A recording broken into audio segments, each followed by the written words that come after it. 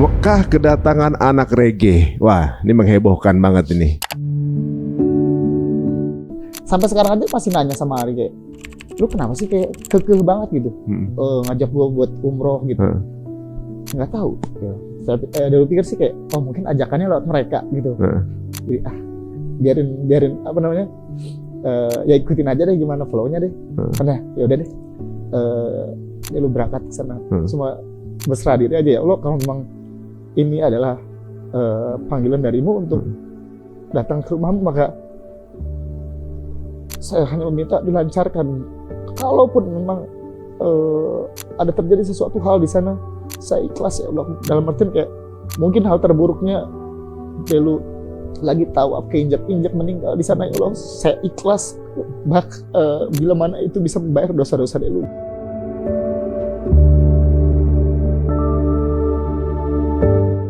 Ini apa sih gitu loh, cuma sebatas kotak segala macam, tapi orang-orang sampai ke sini, tapi ketika di sana tuh kok kenapa gue sampai bergetar begini melihat gitu loh. Di sini kalau gue denger cerita lo, justru gue ngerasa bahwa ini Allah lagi nunjukin kalau dia itu Maha Penyayang.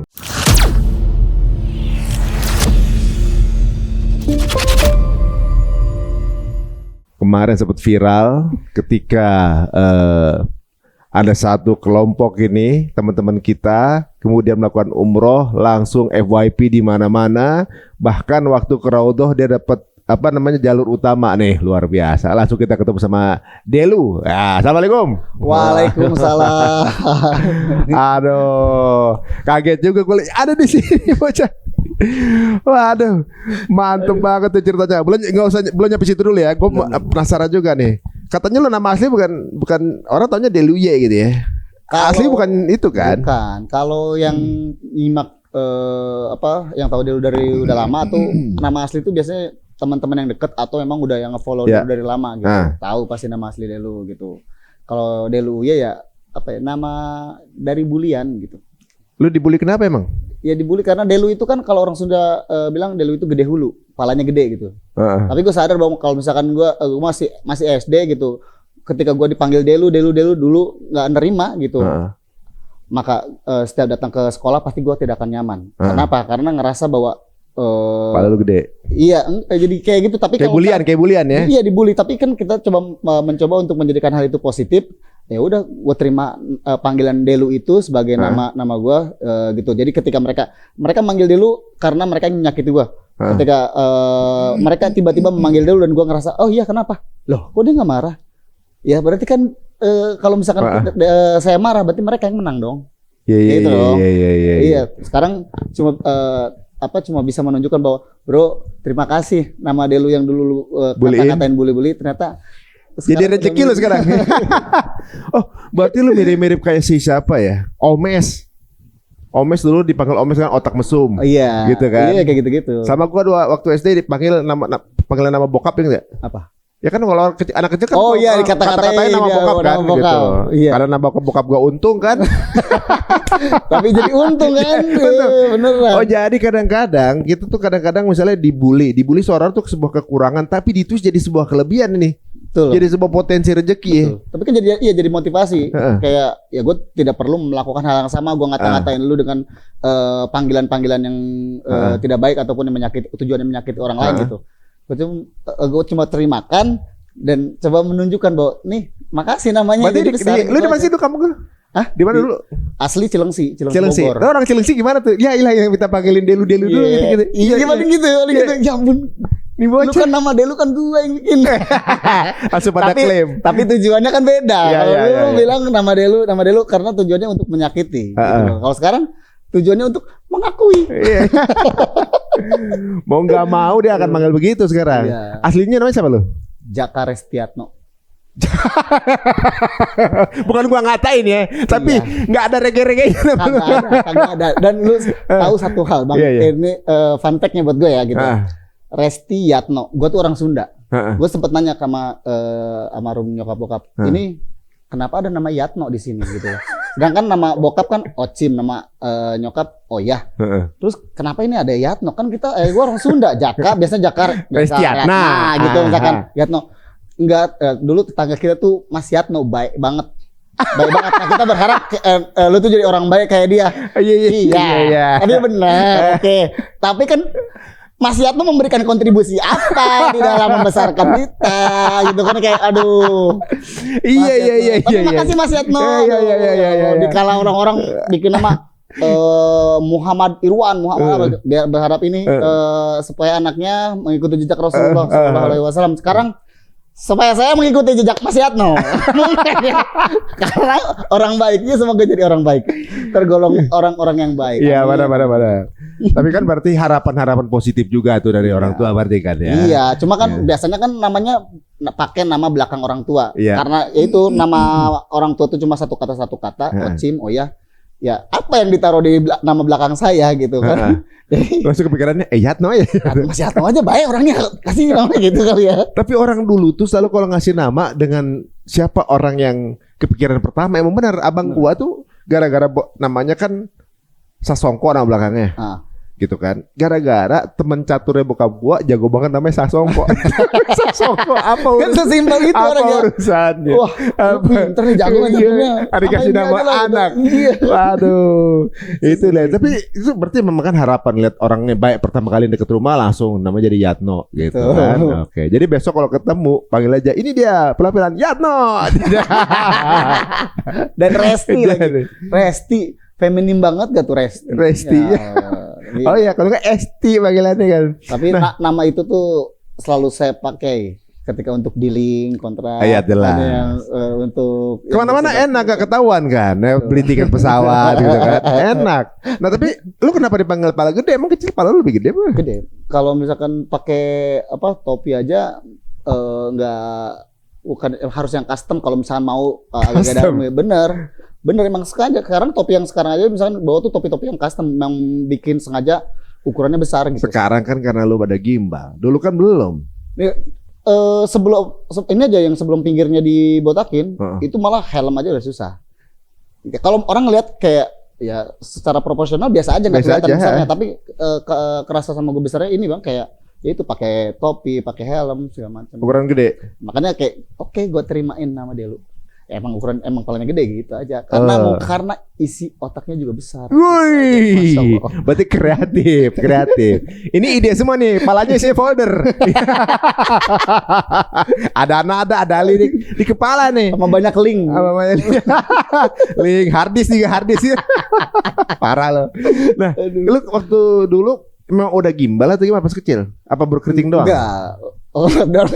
Pas keluar tiba-tiba gimbal enggak juga. Enggak, siapa tahu pas lagi lahirnya dijambak.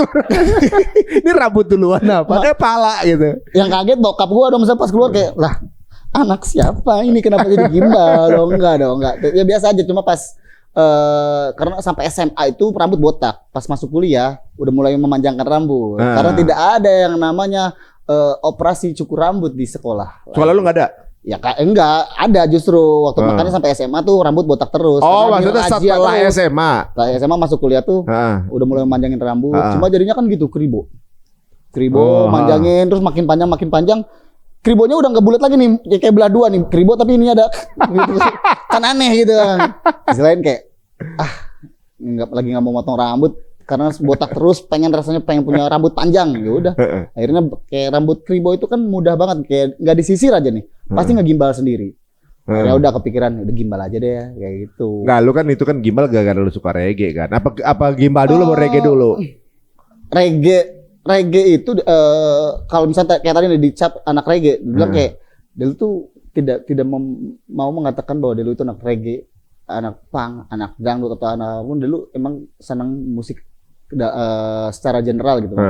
Karena emang kayak musik yang Delu mainkan juga beraneka ragam, mau itu punk, reggae, dangdut, hip hop, apapun itu. Delu suka musik reggae secara musik secara general, bukan cuma reggae, bukan genrenya gitu. Jadi waktu pas masuk kuliah juga masih ngepang gitu. Pang-pangan, dan waktu pas pang-pangan aja sebelum masuk kuliah itu rambut gimbal tapi mohak tengahnya doang gitu. Pas masuk kuliah ya gitu, ketemu teman-teman di kampus, karena kampus seni di STSI banyak yang gimbal-gimbal. Oh, menarik juga gitu. Nah, kalau dari situ langsung tuh kayak mulai menyukai musik reggae. Tapi kalau ngedenger kan udah dari dulu. Siapa yang nggak ngedenger musik Bob Marley, at least lagu No Woman No Cry lah, pasti tahu. Three Little Bird pasti tahu kayak gitu. Jadi wah asik juga nih mainin musik reggae, akhirnya sampai kayak orang tuh nge-brandingnya ya Delu ya anak reggae gitu. Tapi ada lagi yang kalau anak-anak punk, Delu anak punk gitu. Tergantung skenanya. Iya, karena kayak Delu hari ini bisa sama teman-teman reggae nih, besok ya ngumpul sama anak punk. Besok sama anak-anak bikers, besoknya lagi sama teman-teman influencer. Mungkin bisa sama teman-teman yang hijrah. Gitulah. Berarti Mang Lil seperti air sih sebenarnya. Penampilannya begini tapi kayaknya hatinya halus ini dia nih. Wah. Halus. Tapi kalau gue lihatnya lu tuh kan sebenarnya udah lama kan di dunia seni, berarti kan dari tahun berapa lo? Kalau mulai berkesenian itu udah mulai dari SMP itu udah band-bandan punk. Udah band punk. Apa sih yang lu dengerin dulu? Kalau dulu tuh Casualties, Exploited sama Total Chaos. Kalau Indonesianya ya sebelum Marginal kan dulu Anti Militer. Terus teman-teman kayak skena punk di Indonesia lah kayak Garputala, United Smoker atau yang lain sebagainya. Gitu. Cuma kesini-sini udah mulai berkembang. Dan satu hal lagi Bang, kayak pencapaian ngepang gitu, kayak gue kan seneng banget tuh pas SMP ngedengerin Casualties, tiba-tiba tahun 2024 bisa manggung sama Casualties di Perancis. Ketika nonton tiba-tiba mereka kayak sini naik satu panggung bareng sama mereka, nonton ribuan orang di acara metal terbesar di Eropa gitu, di Hellfest. Itu di Hellfest? Di Hellfest. Wih. Pas bareng baru kemarin nih 2024 ini. 2024 pas bareng sama tour bareng sama Turtle Junior. Kayak gitu. Satu panggung sama Casualties. Terus sama sebelum Casualties yang main Total Chaos. Kita kayak, "Hey, ini pesan gue dari SMP ngedengerin kalian, sekarang gue bisa di panggung. Manggung bareng, kita nyanyi bareng satu panggung dari lagu yang sama, lagu mereka kayak. Wah, itu yang pencapaian ngepang kayaknya gini kayak keren." Ya kan kayak dulu selalu memotivasi diri bahwa work hard until your idol become your rival. Tapi maksudnya atau rival itu jadi partner ya. Partner bisa kayak gitu. Jadi kayak sekarang tiba-tiba mungkin ini salah satu achievement dari udah sampai sini nih. Iya, achievement daripada yang effort kita lah gitu ya, usaha kita buat pengen kembang segala macem. Tapi lu ngerasa lu netes di umur berapa sih? Maksudnya netes tiba-tiba dapat nih gua, ibaratnya dapat ada satu yang lu kemudian diterima masyarakat yang lebih ini ya, bukan di circle sendiri gitu. Itu pas momen viral di 2020 kalau saya pas awal pandemi, nyebur ke TikTok gitu, bikin konten Jingjit Challenge. Jingjit Challenge ya. Jingjit Challenge kalau pernah ngeliat mungkin kayak bunga gitu kan kayak gitu. Ternyata rame itu konten sampai ke luar itu negeri, ke situ berarti. Nah dari situ orang-orang udah mulai nge-notice sebagai konten kreator kan, mungkin bahkan kayak lebih spesifiknya sebagai tiktokers dulu. Dan kayak cuma kan yang viral tuh banyak Bang. Cuma yang jadi masalah TikTok itu cepat pergantiannya. Mungkin 3 hari sekali ada viral tuh. Ada viral lagi, ganti lagi. Nih, kalau kita tidak mampu memanfaatkan momen, hilang tuh kayak gitu loh. Ya alhamdulillahnya kayak momen itu menjadi trigger startnya dulu ngerasa bahwa orang udah mulai nge-notice, maka di sini nih berarti nih motivasi untuk terus bikin sesuatu gitu. Ada momen lagi alhamdulillah kayak bikin konten meskipun tidak yang spiral yang DJ Challenge gitu loh. Tapi banyak orang yang nonton dan akhirnya nge-notice yang tadinya misalkan ada istilah dulu gue tuh takut banget sama ngeliat orang-orang bertato, tapi kok gue sekarang seneng ya. Nah kan alhamdulillah, maksudnya kayak at least berarti setidaknya apa yang kita takutkan ketika orang melihat orang tatoan itu merasa takut, sekarang udah enggak lagi. Meskipun sebagian ya gitu loh. Enggak kan itu karena pas lagi misalnya lu diem, mungkin orang angker kali, tapi kan lu bikin konten, orang lihat elunya gimana gitu. Karena orang jadi ternyata nggak semembahayakan itu kok gitu kan, ibaratnya kayak gitu. Karena kan gini loh, ya kalau kita berbicara kenapa sih tato jadi didiskriminasi segala macam, ya itu kan dari itu kayak semacam framing dari Waktu pas zaman Petrus. Budaya lah dulu. Ya, waktu pas zaman Petrus kan seperti itu. Jadi Zaman apa? Petrus. Heeh. Oh, Ya, Petrus dulu gitu. Petrus Oh, tuh maksudnya Petrus yang- ya politik Indonesia dulu ya. Iya. Setiap ada Ya, tato. Iya, pokoknya kan dianggap bahwa ketika punya tato ini tuh mereka preman ataupun yang residivis yang keluar dari tato, karena biasanya mereka keluar tuh kan keluar ada tato dari pas mereka di dalam. Heeh. Diburu-buruin semua segala macam, ditembak-tembakin kayak gitu-gitu. Itu pertama kali tato yang mana? Pertama kali justru udah di cover dulu, ini color semua nih. Ada kan sisa-sisanya tuh warna apa? Oh, itu lu tutupin semua karena banyak. Banyak color, cuma tatonya juga keren-keren. Karena natonya itu mulai tatoan itu di 2019, berarti sekitar ya 6 tahun lalu lah kayak gitu. Jadi alat udah bagus, tato artis udah keren-keren, studio udah bagus-bagus, tatonya pun bagus. Cuma karena mungkin kayak pas nato ini kita ngelihat kayak kulit dulu tuh terlalu gelap, jadi kayak nggak tahu diri banget gitu. Udah tahu kulit gelap tapi tatonya color gitu. Jadi kurang bright aja. Nggak kelihatan. Kurang, ya colornya tuh kurang kelihatan. Jadi ya dan lebih suka yang tradisional kayak gini, yang tribe gitu. Udah. Terus bokap gimana pertama kali lihat? Justru nato itu ketika mereka udah nggak ada. Oh, bokap udah meninggal. Ya bukannya maksudnya gue pengen nato nunggu orang tua meninggal dulu, enggak gitu, enggak gitu. Takut karena dia pesannya nggak boleh nato selama dia hidup kan. Iya, karena kan yang ditakutin yang tadi, takutnya kamu nggak bisa dapat susah kerja. Ya ngerasa kan udah punya pekerjaan, kan udah punya penghasilan, kan udah bisa kayak anggaplah untuk diri pribadi sih kayaknya settle gitu. Iya, jadi ya udah sekarang bisa lah melakukan hal itu karena apa yang ditakutkan sama orang tua nggak terbukti. Iya, udah mampu mematahkan hal itu. Semoga sih ke depan lebih lancar lagi gitu loh. Kalau waktu pas dulu belum ngerasa settle, ya belum berani tato. Padahal keinginan kuat buat nato. Tapi kalau sekarang bisnis lu apa aja sih? Di tato juga deh. Apa piercing? Piercing Indonesia. Dulu sih piercing Indonesia tuh di setiap studio itu ya ada piercing sama tatonya. Tapi sekarang udah mulai mengurangi. Jadi kita lebih fokus sama piercingnya aja. Itu ada di beberapa kota, masuk Bali, Jakarta, Surabaya, Malang. Malang. Terus Semarang, Jogja, Tangerang, Depok, Bogor gitu. Ada beberapa ada 10-an biji.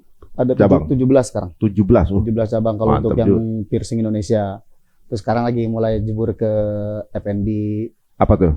Kayak insya Allah coffee shop juga, tapi yang udah jalan online-nya burger sama jus. Tapi dua brand yang beda. Tapi ada burgernya itu Core, nama burgernya tuh Burgerin. Nah, kalau jusnya itu kita pakai namanya Cool. Itu emang jus yang healthy juice, fresh juice. Emang nggak pakai sugar atau segala macam, emang fresh juice aja. Sama itu burger, sama coffee shop yang lagi dibangun.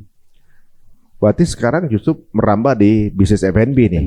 Ini menarik ya bahwa ternyata banyak kita tuh kadang-kadang suka judgmental dengan orang lain, dengan appearance luarnya gitu kan. Ternyata semua yang ditakutkan itu nggak terbukti. Termasuk pasti banyak yang nggak nyangka, kalau banyak mungkin yang nyangkain dulu pertama kali lihat Delu juga pikir mungkin aja dia non muslim. Gue awalnya jujur aja tadi gue pikir non muslim. Lu lihat lu umroh lah mualaf dia anak namanya.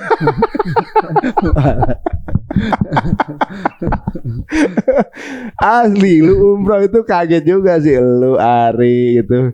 Umroh gak maksudnya itu out of the box banget gitu. Emang jauh. Bagaimana? Sekarang gue penasaran di part itu nih.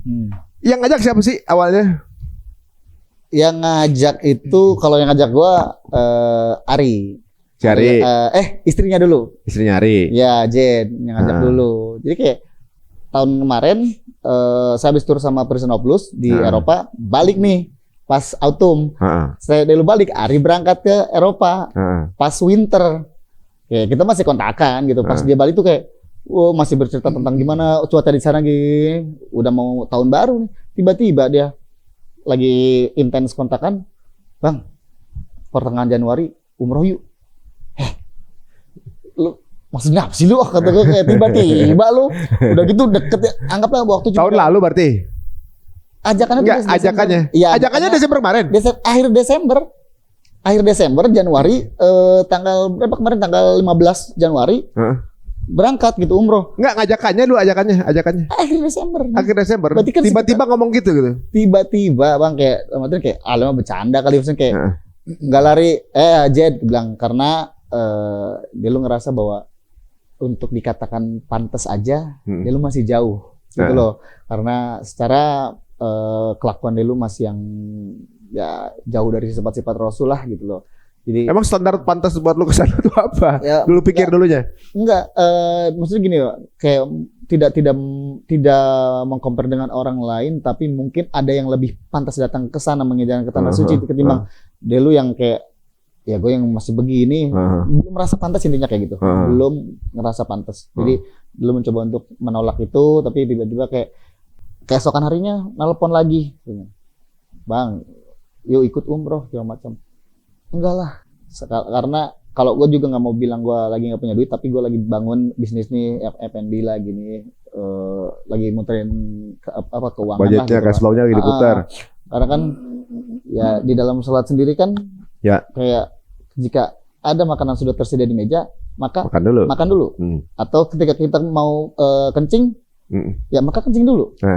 Tidak mendahulukan sholat. Bukannya tidak mau mendahulukan ibadah, tapi bilang sholatnya gak konsen. Iya. Nah sekarang dulu berangkat, tapi ini usaha dulu, misalkan dulu pakai buat ini segala macam, takutnya nggak fokus. Dia bilang dulu nolak lagi, jadi biar dulu takutnya lagi ini usaha masih butuh asupaan gitu. Tapi enggak. Terus esok harinya lagi nelpon lagi mereka berdua. Bang, katanya, ayo umroh katanya. Mereka udah pernah umroh berdua? Belum pernah juga. Oh ngajak bareng karena belum pernah? Iya. Oke. Biar kalau dikatakan bilang, kenapa sih lu keke banget ngajak gua? Enggak, kayaknya seru aja gitu kalau sama lu bang katanya. Enggak Ri, maksudnya kayak ya kalian aja udah bakal lebih seru kan ada Ustadz Alpi segala macam. Sekarang gini deh bang, kalau memang kalaupun lu nggak mau, jangan berpikiran buat lu, tapi buat almarhum orang tua mungkin. Nah dari situ dulu udah mulai keketuk tuh kayak oh iya ya, dulu tuh pernah kayak punya janji sama orang tua bahwa pengen banget ngumrohin mereka, tapi sampai akhir hayat mereka belum kesampaian nih gitu loh, belum kesampaian. Kenapa? Ketika sekarang anggaplah ada rezeki, ya kenapa enggak ya gitu loh. Kalau nggak diingetin itu juga mungkin nggak jadi berangkat lah. Dan sampai sekarang aja masih nanya sama Ari kayak, lu kenapa sih kayak kekeh banget gitu ngajak gua buat umroh gitu. Nggak tahu ya. Saya dulu pikir sih kayak oh mungkin ajakannya lewat mereka gitu. Jadi biarin apa namanya ya ikutin aja deh gimana flow-nya deh. Karena ya udah deh dia lu berangkat ke sana cuma berserah diri aja ya Allah, kalau memang ini adalah panggilan darimu untuk datang ke rumahmu, maka saya hanya meminta dilancarkan. Kalaupun memang ada terjadi sesuatu hal di sana, saya ikhlas ya Allah. Dalam artian kayak mungkin hal terburuknya Delu lagi tawaf keinjak-injak meninggal di sana ya Allah, saya ikhlas. Bila mana itu bisa membayar dosa-dosa Delu bilang, saya ikhlas. Saya hanya berusaha untuk kayak membayar janji saya sama almarhum orang tua gitu.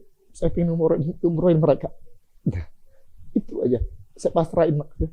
Karena ketika di sana justru malah sebaliknya gitu. Yang saya takutkan justru malah nggak ada, bukan yang menantang gitu loh, menantang kayak, tapi lebih ke alhamdulillah kok semua dilancarkan sama Gusti Allah. Proses umroh dulu sama teman-teman semuanya dilancarin gitu. Ya meskipun kadang masih ada yang kayak bertemu dengan orang-orang yang belum terbuka gitu ya, kayak wah haram atau kamu segala macam, itu di luar tempat ibadah. Tapi kenapa ketika di tempat-tempat ibadah dapat perlakuan yang begitu istimewa gitu loh. Jadi kayak apa pantas gitu loh Delu dapat perlakuan seperti ini gitu loh, kayak untuk seorang pendosa kayak Delu gitu loh. Masya Allah ya kayak gitu loh, karena ajakan mereka. Cuma Delu pikirnya ya mungkin justru malah sekarang makasih ya Allah mengingatkan saya lewat teman-teman saya gitu. Saya bilang Ari kan teman-teman banyak kan orang lain gitu, sampai keke banget ngajakin Delu gitu. Bahkan gimana ya, yang nggak pernah hal yang nggak pernah terpikirkan aja sama Delu gitu. Itu aja sih kalau misalnya ajakan. Jadi kayak masuk ke Mekah tuh bayangan lu gimana awalnya? Kan pasti belum pernah kan? Justru malah rodoh dulu kan. Oh ya Madinah dulu ya, Madinah dulu. 3 hari itu di Madinah dulu, baru ke Mekah. Bang. Gimana tuh pertama kali masuk Nabawi? Beruntungnya waktu pas ke sana itu pas momen Isra Miraj. Ya, lu matamu istimewa itu, bro. Isra Miraj bertepatan di yang pas Jumatan itu kan, gitu loh. Yang lu tahu kan ya apa? Kayak Isra Mi'raj itu kan momen dimana Rasulullah mendapatkan wahyu kan kayak gitu real sholat, makanya kayak dan di situ juga ngerasa bahwa ini kok untuk diajak untuk mengenal sholat lagi gitu di momen Isra Mi'raj dimana kayak Rasulullah mendapatkan wahyu itu gitu. Kita tuh menjalankan sholat Jumat bareng, padahal schedule kita itu yang nusuknya itu di di jam 1 siang. Tapi kita kan sholat Jumat dulu. Dan kebagian di gate yang 3 sekian gitulah. Jadi untuk ke Rodoh lumayan jauh ya. Padat gitu waktu itu. Kita jalan ke sana kurang lebih, jadi kita tuh udah telat sekitar 30 menit. Pas mau masuk ke sana, kita masih bisa melihat barisan orang-orang di depan kita itu yang telat 10 menit, yang telat 15 menit segala macam diusir-usirin. Nggak boleh masuk sama askarnya. Kita di situ aja udah hopeless gitu kayak wah, kayaknya nggak bisa masuk nih. Ari sampai nanya ke Alfi, "Vi, itu apa sih, Pi? Kubahnya kok beda sendiri warna hijau, Pi?" "Ri, itu Rodoh, Ri, itu rumah Rasulullah." Dari situ Ari langsung kayak, "Ya Allah," katanya. "Ini rumah Rasulullah, Ri." "Iya, ini Rodoh." "Iya, Ri." "Ya Allah, Pi," katanya, "kita udah nyampe di Rodoh, Vi," katanya. "Iya, Ri."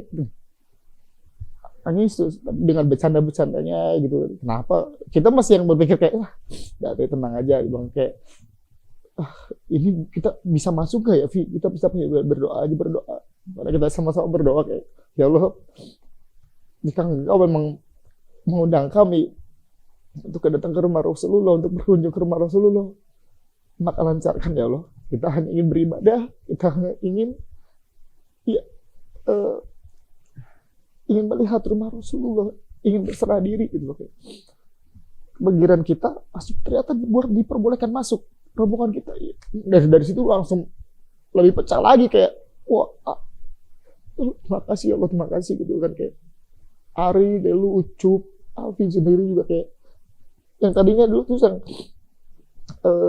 nggak pernah namanya lewat dari momen mengcapture momen kameraan segala macam, di situ udah blank. Udah nggak ingat apa-apa, cuma bilang bahwa ya Allah terima kasih saya dikasih kesempatan untuk berkunjung ke rumah Rasulullah. Terima kasih. Kan kita masuk ke Rodoh, Alfi udah menjelaskan ini itu segala macam. Yang saya ingat cuma saya pernah melihat ke atapnya sekali, setelah itu langsung menunduk senunduk-nunduknya kayak malu gitu, malu kok. Dikasih kesempatan untuk sholat kita bareng-bareng sholat gitu. Setelah beres sholat, lu masih inget kayak dulu sholat tobat sama sholat hajat. Setelah itu disuruh keluar, tapi pas mau keluar, Delu tuh paling belakang. Tiba-tiba salah satu askar tuh ngerangkul Delu sambil ngomong bahasa Arab gitu kan, kayak nunjukin, "Coba kamu sholat lagi," kata Alfi. Bilang kayak, Vi, kenapa ini, Vi? Kenapa? Kok gue tarik-tarik? Dia tanya sama askarnya, Del, lu suruh sholat lagi, katanya. Sholat lagi. Tunjukin pas di depan mimbarnya Rasulullah. Suruh sholat lagi di sana. Terus Alfi nanya, Del langsung sholat, langsung ngambil posisi sholat di situ. Alfi bilang kayak, terus bagaimana dengan kita? Kita satu rombongan dengan dia. "Oh ya udah, kalian sholat, tapi kalian di belakangnya dia," katanya. Di situ kan kayak Delu merasa bahwa ya Allah, siapa dia lu sampai ini kan di belakang Delu tuh ada Ustadz, ada Ustadz Mustafa, ada Ustadz Alfi segala macam, kayak Delu siapa sampai harus di depan mereka gitu. Ya Allah, kayak ya Rasulullah terima kasih gitu, kayak kok kenapa amalan Delu yang mana sampai kayak Delu pantas sampai diperlakukan istimewa seperti itu di rumahmu ya Rasulullah kayak gitu. Amalan dulu yang mana? Tapi semua pasrahin aja kayak pas mau keluar semua askar tuh kayak yang melukin satu-satu sambil doain dulu kayak apa katanya mereka bilang katanya lu orang baik. Insya Allah katanya doanya dikabul, insya Allah surga buat lu, gak batuk ya Allah, insya Allah surga. Kayak apa ya? Buat lu punya sama sepanjang jalan mau keluar tuh semua askar satu persatu, bahkan kita sempat difotoin sama askar yang tadinya askar tuh yang galak segala macam, kenapa tiba-tiba mereka jadi ramah sama dulu. Tapi ada yang melukin, nyiumin gitu ya. Insya Allah katanya kabul segala macam. Apa nggak tahu bisikannya akan dia ngebisik-bisikin pakai bahasa Arab gitu kan, kayak apa minjem duit 100 apa gimana nggak ngerti juga kan dulu kayak dan kayak ya apa katanya dia itu udah sambil keluar pas mau keluar aja kan pada ngantri air zam-zam apa kurma segala macem gitu, teman-teman pada ngantri ke situ. Ini justru mau kayak haji ambil makanan segala macam sama mereka haji. Oke, ya Allah, mereka Alfi sama ini aja sama Arik teman-teman kayak ngeliat kayak masya Allah. Cuma yang kalau Alfi sih bilangnya bahwa kesimpulannya adalah bahwa ketika seseorang yang berdosa dia mengakui kesalahannya dan meminta maaf gitu loh, maka Allah tinggikan derajatnya. Buktinya kita sholat di belakang lu deh, si askarnya aja nggak mengizinkan itu. Tapi kalau misalkan penafsiran dulu kan cuma rasa ya secetek kayak berpikir oh ya Rasulullah mungkin kau masih merindukan hamba untuk sholat gitu. Kayak misalnya bercandanya mungkin sholat lagi lah, aku masih kangen ngeliat lu sholat misalnya, mungkin kayak berpikiran seperti itu aja. Karena coba untuk sholat meskipun ya kayak itu mungkin dibilang kan awal dulu mulai sholat lagi gitu. Doa masih kemana, cuma bolak-balik kayak Al-Ikhlas, Anas, apa ya udah gitu-gitu aja lah pokoknya doa sih kayak sesimpel itu gitu. Nah, alhamdulillah ketika di Rodo tuh dilancarin semua. Dulu berpikir cuma sampai sempat berpikir bahwa ya Allah, kok saya ngerasa tenang di sini ya. Saya pengen haji ya Allah, sampai berpikir seperti itu, sampai ngucap kayak gitu. Kayak yang tadinya nggak mau gitu ke sana gitu, entah nggak tahu kenapa. Insyaallah. Malah dapat banyak syafaat di sana. Aduh, dengar ceritanya aja kita bikin ikut ada perasaan perasaan iri gitu ya sama Delo nih. Kelihatan banget ya Allah nih sayang banget sama dia nih. Kita tuh kadang-kadang kalau sesama manusia tuh kan suka judgement sama orang gitu ya. Tapi depan Allah masya Allah dapat treatment yang luar biasa gitu. Orang itu berlomba untuk masuk itu kayak apa gitu, susah banget dapat itu sampai belum lama juga kan gue dari umroh juga tuh rombongan kita tuh sampai nggak dapat nusuk itu. Padahal udah niat dari rumah segala, tapi kayak qadarullah mungkin karena ada satu dan lain hal akhirnya bisa masuk juga walaupun tuh nusuknya tuh udah nggak valid gitu kan. Lu bisa masuk gitu. Diduluin, dilamain lagi di mana orang disuruh buru-buru. Ya Allah. Semuanya sampai wah nggak ngerti lah Mbak, itu dia kalau ngerti mungkin bahasa Arabnya saya jawab. Doa semua gitu, kali ya. Iya gitu kan kayak wah nggak tahu bawaannya pengen ngomong apa dia pengen aminin aja gitu ya. Ya kayak orang berdoa aja ngomongnya pakai bahasa Arab kan. Apa kira-kira yang bikin kalau menurut apa kira-kira sih yang bikin lu tiba-tiba dapat perlakuan itu ada menurut lo apa? Amalan orang tua. Orang tua lo ya, orang baik banget orang tua. Insyaallah. Gitu aja kayak karena niatnya juga emang pengen umurahin mereka gitu. Kalau dulu sih kayak apa? Cuma pendosa kesering gitu kan. Yang dulu hanya berpikiran bahwa selalu mengucap ketika misalnya membuat konten aja, coba berharap semoga konten ini membuat orang bahagia, semoga konten ini bikin orang seneng kayak gitu, ingat segala macam. Itu aja yang kayak dulu pengen lakuin karena dulu tuh cuma berpikir bahwa ya udahlah hidup lu yang penting lu baik, bermanfaat sama orang. Bermanfaat untuk apa namanya diri lu dan sekitar lu dan tidak menyakiti orang lain. Udah itu aja lah gitu. Ini kayak Hasan kalau dibilang menyakiti orang lain, ya mungkin secara sengaja ataupun tidak sengaja pernah lah kayak gitu. Tapi apapun yang dia lakukan tujuannya pengen membahagiakan orang lain juga. Termasuk konten-konten yang dia lu buat, mau itu kontennya apa yang agak-agak nakal, konten yang apa segala macam, tujuannya pengen bikin orang senang aja kayak gitu. Itu aja sih. Tapi kalau masalah amalan yang dulu pikir ditolong di rodoh itu dapat syafaat itu kayak mungkin orang tua kayak gitu. Itu aja sih. Ya, bayangin itu orang-orang berapa juta orang lah yang kepengen umroh gitu kan. Pengen ke tanah suci. Udah bukan di situ juga, pengen juga ke Raudhah bahkan kan lebih dalamnya lagi. Dan semua Bang, dari Madinah sampai ke Mekah yang dewasa itu dipermudah semuanya. Mau mencium Hajar Aswad. Lu cium Hajar Aswad? Mencium Hajar Aswad. Cium lu. Astagfirullah, aja.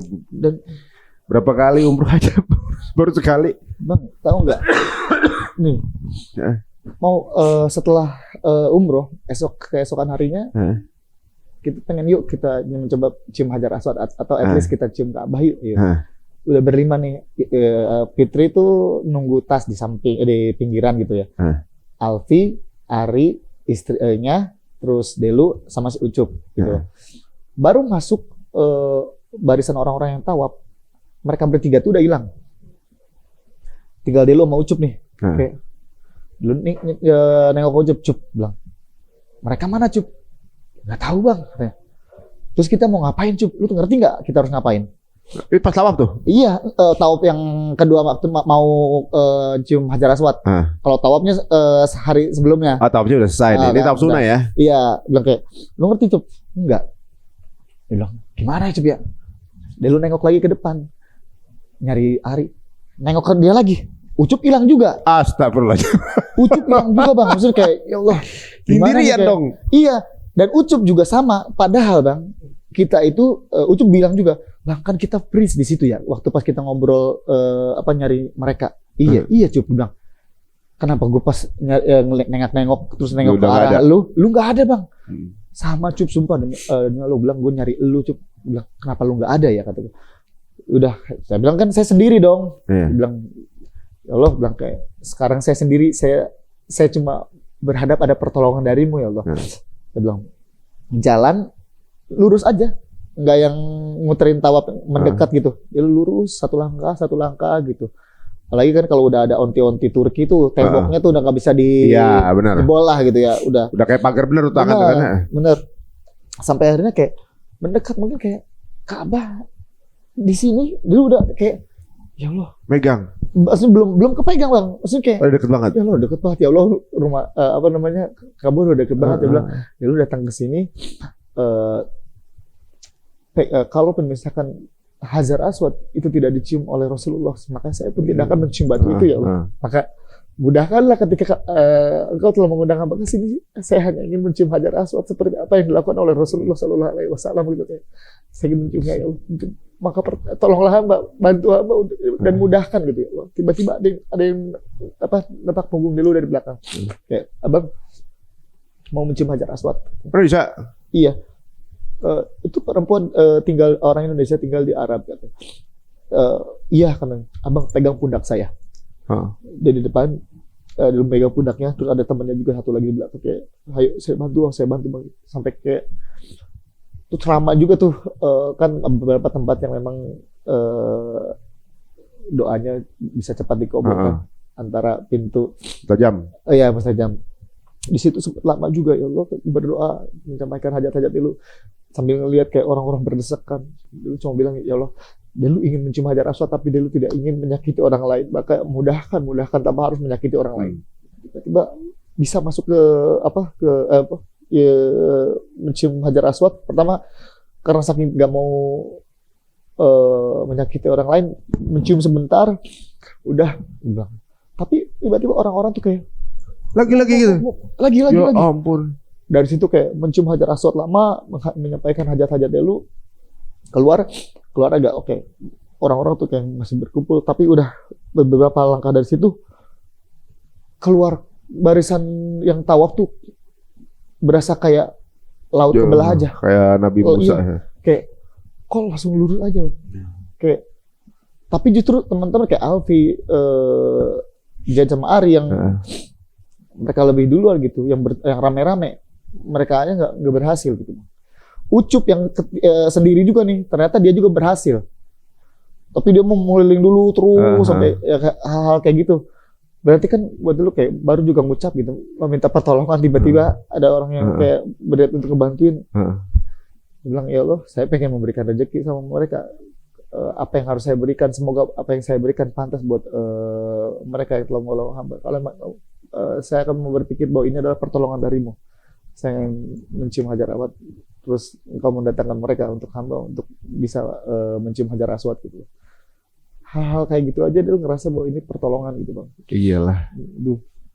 Terus esokan harinya mau umroh badal untuk orang tua. Harusnya dulu 2 kali dong bolak-balik untuk ngambil mikot. Mikot 2 kali dong. Nggak ada pembahasan misalkan Fitri, istrinya Alfi, untuk mau ngebantu dulu segala macam. Tapi pas mengambil mikot, tiba-tiba Fitri bilang katanya, Bang, abang mau ngumrohin 2 kan buat ibu sama bapak ya? Biar Fitri bantu katanya. 1 satunya dibadalin Fitri. Iya, dibadalin. Jadi dua-duanya dapat badal tuh.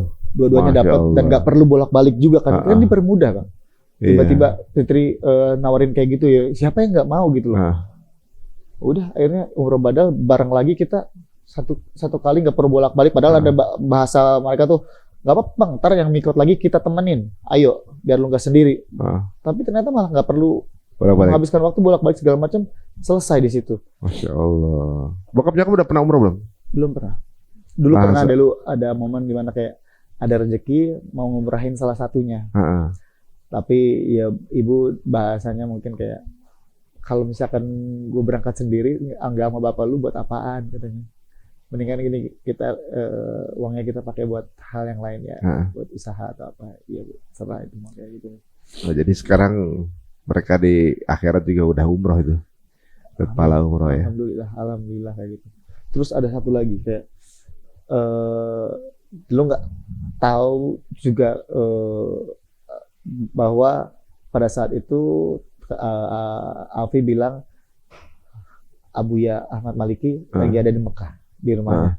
Kalau mau ayo kita berkunjung ke rumahnya. Kalau lagi rezeki, insya Allah ketemu sama beliau. Iya. Dikabarin katanya, oh iya bisa, tapi sebelum zuhur ya. Kita tuh udah telat karena ya itu Ari bangunnya kesiangan. Karena Ari sama Fitri, Mama Jed itu tuh rencana pagi-pagi bangun pengen mencium hajar aswad. Tapi mungkin belum diizinin. Akhirnya dia bangunnya kesiangan. Yang kita mau ke rumah Abuya aja, nyampe sana akhirnya pas banget azan di sana. Otomatis secara logika kita ya nggak akan ketemu nih, nggak akan ketemu. Dia bilang sebelum zuhur karena kalau udah zuhur dia mau ada acara lagi. Tiba-tiba ternyata beliau masih ada, kayak ngerasa ditungguin aja gitu. Kita masih mendapatkan kayak masukan-masukan dari Abuya gitu.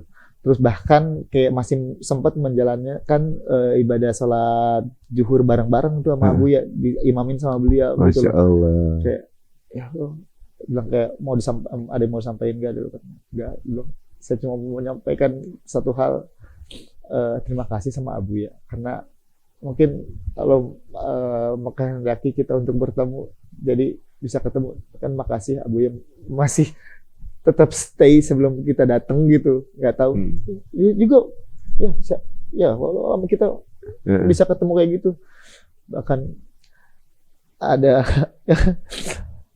apa ya kayak beliau tuh ngasih imamah, ngasih peci, sama dulu ngasih hadiah zikiran lah apa segala macam situ, kayak kok dispesialin gini, ngerasa gitu aja dimudah-mudahin gitu ya. Tapi emang umrohnya itu penuh dengan candaan, ngerasa umroh itu kok nggak seperti yang lu bayangin kan. Ngeliat kan video-videonya kan, betapa kayak kok menyenangkan sekali ibadah umroh ini ya gitu loh. Kayak begitu bercandanya tuh kayak bercanda-bercanda keterlaluan kadang-kadang gitu. Keterlaluan kayak anggaplah Abuya nih ke Alfi, Vi,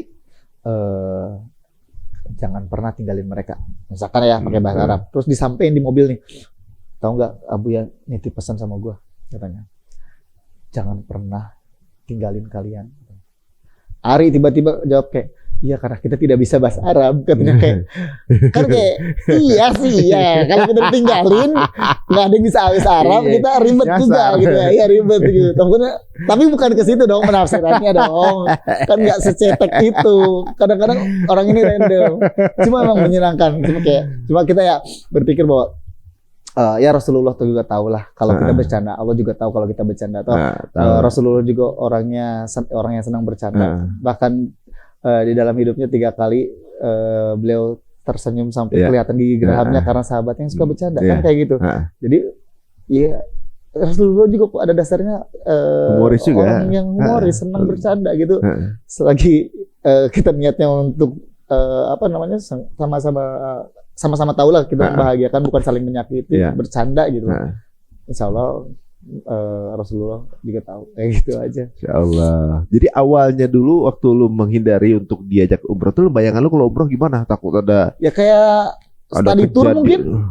Jadi akan membosankan, akan gerah, pengen buru-buru balik gitu kan? Iya pasti, karena kan kayak rombongan rame-rame misalkan nanti sama orang tua ataupun ini segala macam gitu, mungkin kayak hey guys di sebelah kiri kita ini ada Masjid Kuba studi tour gitu ya mungkin ya kan nggak pernah kebayang gitu, tapi ini karena kita tuh rombongan cuma berenam doang, jadi bener-bener yang menyenangkan. Tapi di kayak hangout aja kan sebenarnya kan, kita malam mingguan di Kuba. Malam mingguan kita di Kuba, kopi bareng, makan sambil menikmati makanan Arab gitu. Ayo kita besok kesini dan bercanda yang tapi pada saat harus ibadah ya. Ibadah. Maksudnya emang di situ hidupnya mau cuma nunggu sholat sih sebenarnya kan. Betul. Tapi sisanya gitu, bisa ngafe, bisa ngopi, bisa belanja, bisa menyenangkan emang. Betul banget. Dan nuansanya nggak ada di tempat lain kan itu. Jadi gini, justru kalau kita tidak melakukan itu, kita merasa bukan kayak lu tidak menjadi bagian daripada orang-orang itu, atau kayak ya dijanjikan bahwa pahalanya dilipat gandakan 100.000 dong kalau misalkan di Mekah gitu. Jadi kayak kelewat sholat satu aja kayaknya sayang banget gitu loh. Ini kan untuk tabungan kita juga gitu, kayak sayang banget. Apalagi dapat hotel yang kayak langsung kelihatan Ka'bahnya. Di mana hotel? Zamzam? Di Zamzam. Terus audionya kedengeran. Nggak perlu turun ke bawah juga kita udah bisa juga dapatkan, turun langsung mall juga, makan gampang. Itu menyenangkan banget sih. Maksudnya kayak alhamdulillah ya Allah, kayak saya diberangkatkan umroh dengan orang-orang yang menyenangkan gitu. Itu aja. Tapi emang banyak mungkin orang stereotip yang mungkin merasa bahwa umroh itu sesuatu yang kaku gitu kan. Itu kan perspektif cara memandang kan. Ibaratnya di sini kalau gue denger cerita lu, justru gue ngerasa bahwa ini Allah lagi nunjukin kalau dia itu maha penyayang.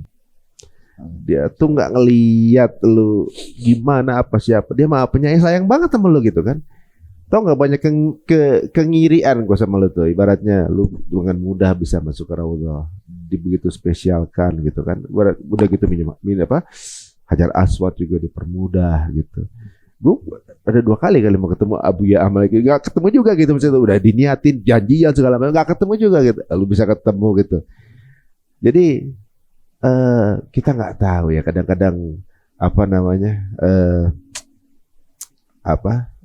nggak bisa gitu judgement. Makanya gue sekarang makin belajar, gue makin bego. Gue ngerasa kayaknya asli makin bego, makin belum tahu apa-apa. Gue ngeliat bahwa kasih sayangnya unlimited banget asli. Gue denger cerita dari lu, tapi ikut berasa gue. Iya, cuma itu doang sih Bang, kayak setelah pulang dari sana justru malah bebannya agak berat gitu. Ketika bebannya tuh ketika banyak ekspektasi orang lain terhadap apa yang kita baru aja lakuin gitu. Saya cuma berpikir bahwa saya tujuan ke sana mau ibadah. Maksudnya siapa yang tidak mau? Kalau namanya untuk menjadi seorang yang lebih baik, saya juga sama kok ingin. Tapi saya belajar perlahan segala macam. Tidak semata-mata kayak anggaplah orang yang pergi ke masjid niatnya Nah, ibadah, tiba-tiba tidak keluar dari masjid jadi ustadz juga Iya, dong. Ya orang yang datang mau ke umroh emang mau mau beribadah, tidak langsung kayak Iya. pulang dari tanah suci langsung menjadi orang yang suci gitu. Iya. Enggak Jadi gitu lu juga. menikmati proses lu aja gitu kan? Iya bang, Heeh. kayak gitu, dan ingin menjadi diri sendiri intinya Iya. seperti itu. Bahkan kayak kalau semoga aja apa yang dulu lakuin, ibadah dulu yang dulu lakuin di sana menjadi hal-hal positif untuk orang lain ataupun teman-teman Delu yang lainnya termotivasi untuk bisa berangkat Yuk, ke sana berangkat juga gitu ya. diundang juga gitu loh, berangkat umroh kayak gitu. Itu aja. Mau itu yang teman-teman yang gimbal, mau teman-teman yang tatoan, yang piercingan segala macam, kayak semoga mereka juga mendapatkan undangan itu gitu loh. Karena buat Delu itu the best spiritual journey ever di depan Delu gitu. Meskipun kayak pernah datang ke Eropa, pernah ke negara ini segala macam, ketika ke sana tuh vibes-nya beda. Beda asli. Beda. Dia akan mengatakan bahwa ini best spiritual journey yang dia pernah lakuin gitu. Tadinya nggak mau gitu. Akhirnya malah rindu. Iya. Benar bang. Emang vibes-nya beda banget guys. Ibaratnya kalau di sana tuh kayak nggak tahu ya. Dan makin tahu kita jadi makin kayak apa namanya, ngerasa belum tahu apa-apa gitu. Kadang kita juga nggak berani juga judgement sama orang. Kadang-kadang kita ngeliatnya tuh dia lebih disayang sih. Jadi perasaannya ngiri, ibaratnya ngiri mulu. Kayak kepengen gue juga dong gitu. Dari cerita lu tadi, aduh gue pengen juga deh di Raudhah kemudian gue dimanjain kayak lu gitu kan. Itu kan gue lihat ya Allah lu dimanjain banget itu di situ. Bang, di Masjid Nabawi ini terakhir sholat terakhir kita sebelum kita ke Mekah, di Masjid Nabawi setelah sholat kita apa ya teman-teman Ari ngantri nih Pak, ngantri air zam-zam di Nabawi gitu loh. Dia lu justru yang enggak nih ya. Askarnya, haji, sini. Dia langsung ngambil gelas, dituangin, haji, jam haji, Insyaallah. di pelakon. Ari kan langsung kayak tengok-tengokan, kayak lu ini orang kayak orang sayang sama lu gitu ya. Kayak kok semua orang pada sayang gitu ya. Gitu loh. Lu Ya nggak paham tuh kayak tapi ada ya itu ketika di luar tempat ibadah ada aja ketemu orang-orang yang marah. Iya pasti. Gitu loh. Setiap hujan pasti ada becekannya kan. Iya, emang kalau habis hujan tuh ada pelangi, tapi ada becekan juga gitu. Jadi memang itu konsekuensi yang harus diambil. Tapi di luar dari itu semua sih sebenarnya value lu berangkat umroh itu bukan bukan impact buat lu doang. Banyak yang merasa ke impact. Gua aja yang pernah umroh aja ngerasa lihat itu sebuah impact yang besar. Ya Allah. Gue sampai ngerasa siapa ini yang ngajak ini, dapat pahalanya kayak apa gitu. Udah gitu kan dia pasti akan dispesialkan lah, ibaratnya kayak pasti spesialnya juga bikin orang asli. Gue juga banyak ngirinya gitu. Gue kalau lihat orang apa di sana gitu kemudian bisa ngapain apa, gue berasa ada perasaan iri dan kebaikan maksudnya ya. Kok gue dulu susah banget sih gitu ibaratnya kan. Ibaratnya ya semua orang tuh punya prosesnya guys, dan beliau ini udah nunjukin sama kita bahwa kasih sayang Allah itu unlimited gitu, borderless gitu. Dan kadang-kadang mungkin sependek kita memandang bisa judgement sama orang, Allah ya beliau di kayak karpet merah gitu di situ. Jadi kita nggak bisa kemudian judgement orang lain gitu ya. Ini keren banget sih cerita lo asli. Udah gitu bisa ngumrohin langsung dapat paket sama nyokap bokap lagi sekalian. Kapan lagi coba? Betul. Itu sih itu kalau yang lain-lainnya dia ngerasa bahwa oke, mungkin menjadi suatu pengalaman di dalam hidup dulu gitu yang nggak pernah akan terlupakan. Tapi lebih daripada itu, alhamdulillah dulu udah bisa ngebayar janji untuk ngomongin orang tua. Insyaallah. Itu yang dulu bikin kayak kayak ya Allah kasih alhamdulillah. Mungkin dulu pikirannya masih kapan lagi kali ya? Iya. Ntar kapan lagi gitu ya? Gitu kayak ngerasa ya siapa lagi yang mau mengumrohkan mereka gitu kalau bukan anak-anaknya gitu loh. Kalau di situ dikasih kesempatan tuh ngerasa bahagia banget. Bahkan gitu ya setelah pulang umroh banyak ketemukan dengan orang-orang yang baik, orang-orang baru yang baik segala macam, termasuk ya Alfi dan yang lain juga kan dulu juga nggak terlalu kenal. Belum kenal banget ya, dapat kenal situ. Tiba-tiba ya kayak Alfi jadi berasa kayak saudara. Kayak Delut kalau nanya apa-apa yang berhubungan dengan agama gitu loh. Sekarang nanya ke dia gitu. Ya alhamdulillahnya Alfi itu bukan orang yang ngejudge gitu. Alfi itu orang yang fleksibel gitu. Itu tidak bukan yang langsung ngejudge gimana lebih ke bisa kok dia langsung gini tapi dengan cara gini enak pencapaiannya gitu. Gitu. Terus kayak Ucup, tendangan si Madun ya Allah, semua orang tuh pada tahu tendangan si Madun satu kamar sama dia tuh kayak kamar sama dia. Iya, orang. Tapi gak ada tendangan loh. Gak ada tendangan. Enggak. Justru ngerasa ditampar aja. Ditamparin tuh kayak apa kayak ini orang rajin banget ibadahnya. Rajin dia. Rajin dia tuh paling rajin. Cuma kalau misalkan kayak nyubuh aja nih, bang misalkan kayak ke Nabawi, bangun subuh lagi dingin-dingin itu kan? Sendiri aja dia mah. Masya Allah tuh kayak ini orang rajin banget ibadahnya. Terus aja. Dia itu bukan ditendang tapi ditampar. Iya kata lu sayang bang kalau nggak sholat ini kita lagi di sini. Kepalanya dilipat gandakan. Oh iya bener tuh. Iya. Gitu. Bahkan sampai kita beli oleh-oleh buat orang aja. Itu oleh-olehnya ke 100.000 pahalanya kan? Nah, iya kan beliin oleh-oleh nih. Niatnya. Kan pahala kan? Iya. 100.000 dapatnya. Bayangin tuh. Sedekah-sedekah kecil, doain orang, apalagi. Nah kalau di sana misalnya gini, di luar dari ibadah, kayak misalnya kulinernya segala macam gimana? Kalau kulinernya kemarin tuh ya nasi kebulnya enak, Al-Baik enak. Kan di mall itu di Zamzam lu bisa milih tuh makanan apa aja. Banyak banget. Cuma memang kayak lidah kita tuh tetap lidah Indonesia gitu. Tetap yang kita rindukan adalah makanan Indonesia tetap. Makanya udah di sana juga tetap aja nyari ini restoran makan Sunda. Jambi apa yang di Nabawi juga kan kayak gitu-gitu kayak ya meskipun rasanya tetap aja ada bedanya gitu. Udah bercampur dengan kultur makanan di sana gitu loh. Nggak ada masalah tapi yang pasti nggak ada masalah. Ngopi-ngopi juga nggak ada nongkrong situ. Itu malam mingguan di Kuba gitu. Di Kuba, lu bagi car dong? Enggak nyeker juga. Cuma malam mingguan kita kan jalan kaki ke Kuba dari Nabawi. Naik bagi car. Iya. Oh mantap tuh. Naik bagi bareng sama Wisnu Santika bilang, ayo kita malam mingguan di sana, tapi jangan nge-DJ. Kita malam mingguan aja, takutnya kita lagi di Kuba, si Santika gatel lagi main DJ di sana, jangan dulu lah. Ada penyanyi juga kan, mau nyari pengen nyanyi. Jangan. Tapi nongkrong santai, bernuansa cerita-cerita tentang perjalanan ataupun ya tentang sahabat-sahabat Rasulullah. Jadi hal-hal kayak gitu. Itu malah cepet dapet ya. Apalagi cerita sahabat Rasulullah Nuaiman, itu udah pasti yang kayak komedian ya. Iya, makanya kita tuh seneng banget gitu. Kayak ini orang gitu loh, lu tuh kayak orang yang pendosa gitu loh. Tapi kok bisa gitu Rasulullah sayang itu sebenarnya gitu loh. Kayak, ya ternyata kelakuannya tuh yang siapa yang pernah tahu sih gitu loh hati seseorang gitu Rasulullah sampai sayang itu gitu loh sama beliau gitu.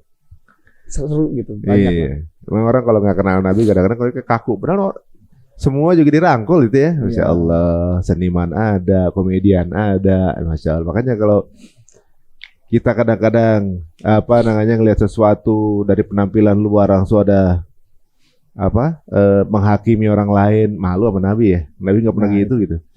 Nggak dendaman, bahkan sama seseorang yang udah menghabisi nyawa keluarganya aja masih bisa memaafkan, punya rasa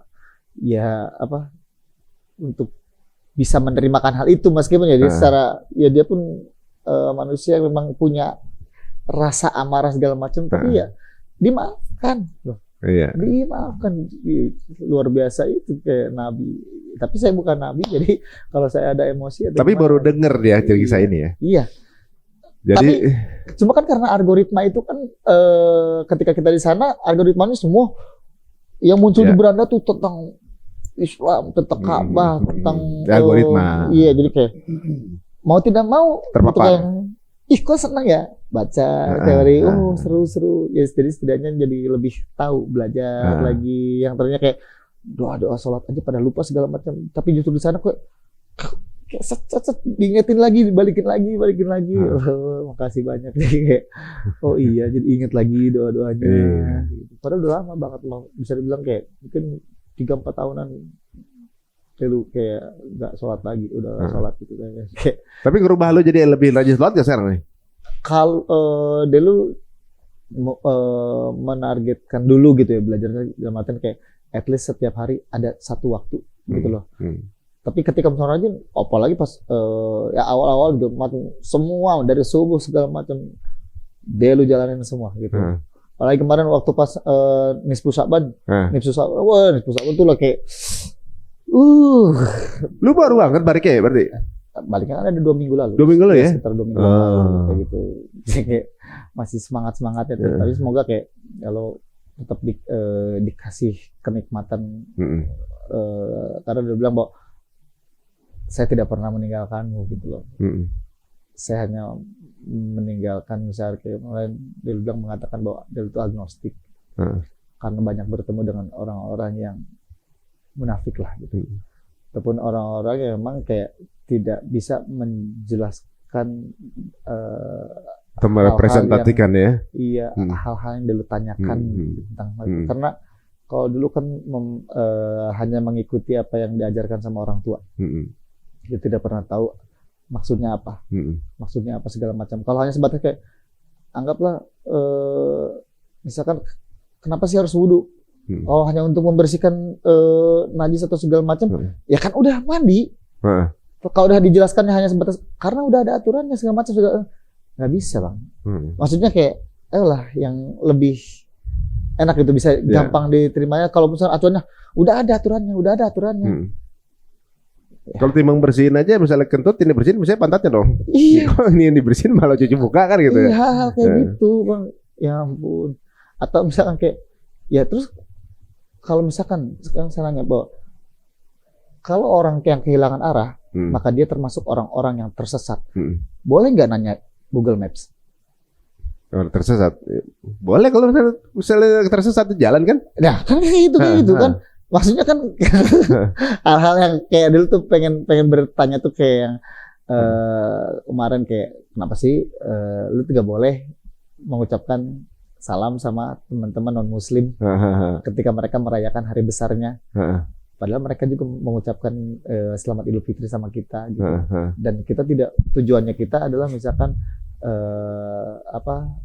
kayak hanya ingin silaturahmi memberikan salam. Silakan lu merayakan gitu loh. Kayak saya juga kayak toleransi beragama aja. Nah, hal-hal itu kan menjadi suatu pertanyaan buat saya. Kan tidak penyakit, orang tujuannya juga membuat mereka bahagia. Ketika kita menyalami mereka, mereka senang. Oh, ternyata tetangga gue peduli sama gue gitu. Dia lebih ternyata dia toleran kok sama itu. Hal-hal kayak gitu. Dan banyak lagi lah gitu. Kayak misalkan, lah kalau misalnya gue sholat, gue taunya doa Al-Fatihah doang. Boleh nggak gue sholat Al-Fatihah doang? Ya hal-hal kayak gitu. Nah banyak tuh yang dulu tanya-tanyakan dengan itu. Sedangkan kayak saya niatnya emang sholat gitu. Meskipun saya tidak tahu doa-doanya, tapi saya niat saya sholat. Gimana itu?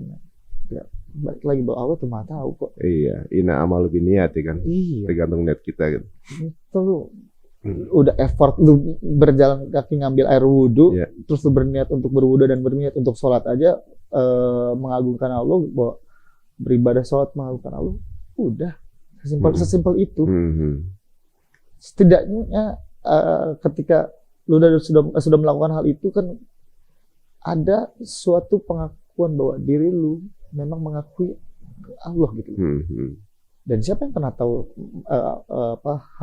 hati seseorang ketika dirubah-rubah segala macam, tiba-tiba lu hati lu ngerasa bahwa ada dorongan untuk belajar lagi. Siapa yang pernah tahu kan kayak gitu.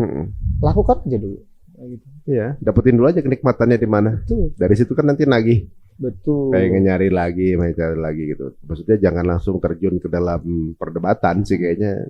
Menurut gue Kalau lakuin ini kan untuk diri lu sendiri ya, Betul. untuk kenikmatan lu, bukan buat orang lain gitu. Jadi lu nggak perlu klarifikasi apa-apa buat orang lain, nggak perlu kemudian berubah jadi orang lain. Kalau menurut gua ya, tiba-tiba lu jadi orang lain gitu, yang bukan lu gitu kan. Iya. Gara-gara untuk menyenangin orang lain. Kalau gua lihat cerita lu ini kan, lu menemukan kenikmatan di sana, kebahagiaan, kedamaian, juga udah cukup banget itu mah. Iya. Alhamdulillah. Ya, yang kalau gue bilang tiba-tiba nanti lu merasa ada tuntutan harus memenuhi standar orang sih, itu berubah dong data jadi buat orang. Iya. Ya mending lu cari tahu sendiri dari situ, dari yang lu udah niat gitu, udah nikmat. Terus kalau ada yang pengen tahu tanya Alfi kan gitu kan. Betul. Tapi menginspirasi apa yang lu ceritain ini barusan nih, dan membuka pintu untuk semua yang sekarang ini lagi kepo, pengen tahu sih di sana ngapain aja, seberat itukah gitu, terus semenakutkan itukah. Kadang-kadang ada orang bilang lu kalau sering buat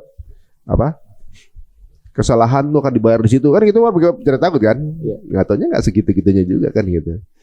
Itu lu malah nemuin kasih sayang nih. Betul bang. Karena ada juga orang-orang yang kayak umroh tuh, gue tuh cuma pengen kayaknya seru deh foto-foto di belakang lagi nih segala semacam kan. Gue kayaknya seru segala macam. Tapi menurut lu ya, FOMO yang paling baik adalah ya umroh, berangkatlah umroh. Karena siapa tahu misalkan lagi di pesawat hati lu dirubah, yang tadinya cuma pengen FOMO doang, foto-foto di sana. Tiba-tiba berubah. Tiba-tiba kayak gue, wah, menangis.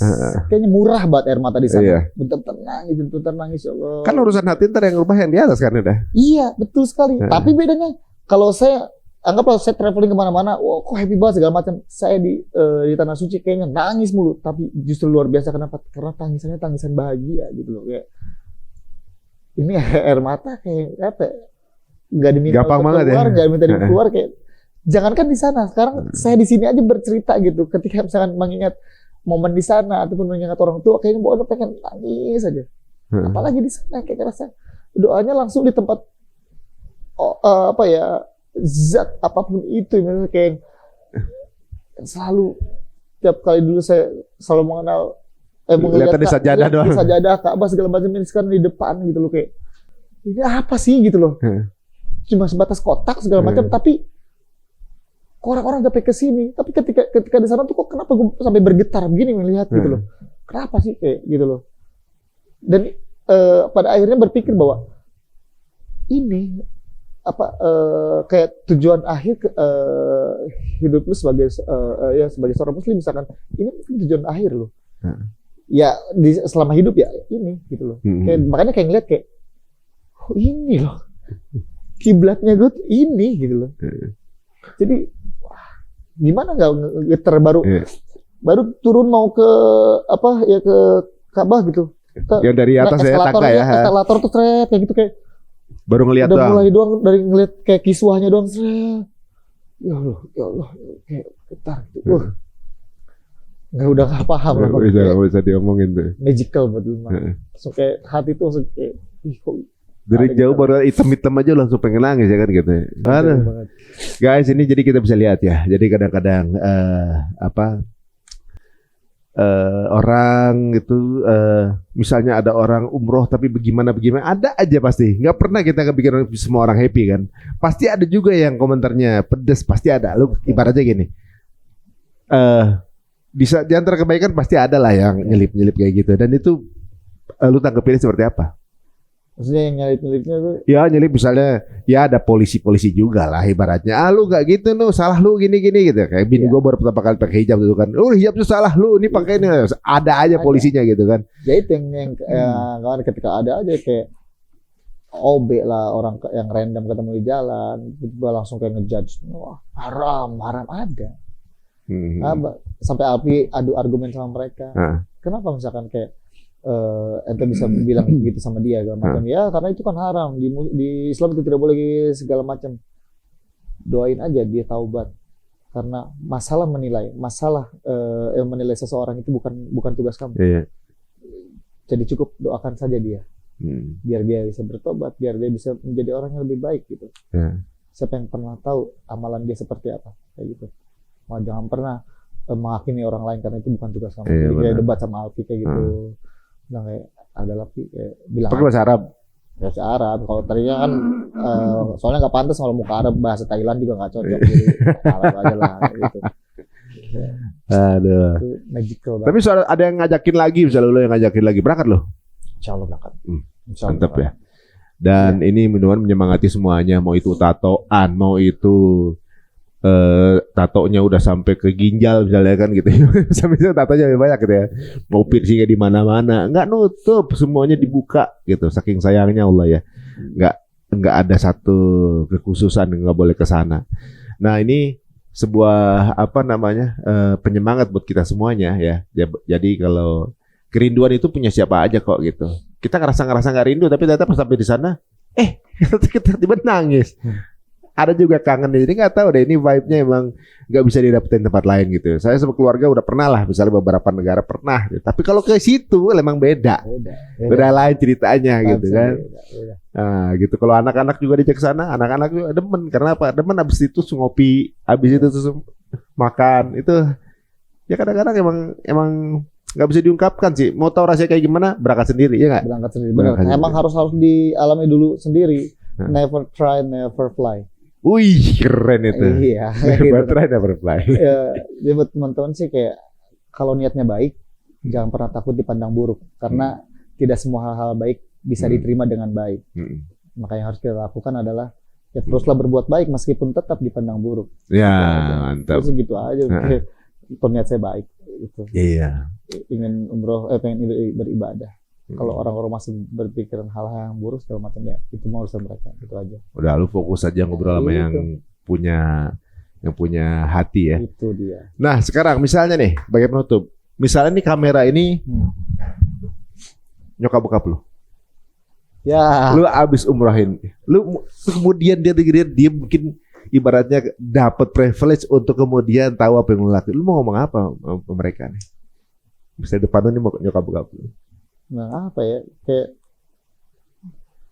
ya kan udah Bapak Ibu utang udah lunasin ya gitu ya paham sih kalau misalkan semua orang tua tuh cuma pengen kayak